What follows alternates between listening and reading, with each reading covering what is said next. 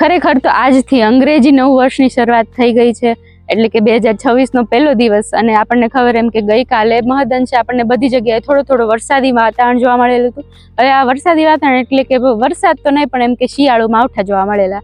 હવે આ શિયાળુ માવઠા ખેડૂત મિત્રો માટે અત્યારે થોડાક નુકસાનરૂપ છે, કારણ કે અત્યારે આ શિયાળુ સિઝનના જે પાકો છે, જેવા કે ઘઉં, ચણા, ધાણા, જીરું, તુવેર, જે અત્યારે ખેતરમાં ઊભા છે, અને આમાં ઘઉં, ચણા, તુવેર એ બધા પાકોને થોડા અંશે નુકસાન થાય છે. પરંતુ જે અત્યારે વધુ સંવેદનશીલ પાકો એવા કે જીરું અને ધાણા, એમાં આ વરસાદી માવઠાના કારણે થોડુંક નુકસાન થતું જોવા મળે. તો આ અત્યારે તમે આ માવઠાના કારણે આપણને જીરુમાં અલ્ટરનેરિયા એટલે કે જે ફૂગનો ફેલાવો થશે, એટલે કે જે ચરમીનો રોગ છે એનો ફેલાવો થશે.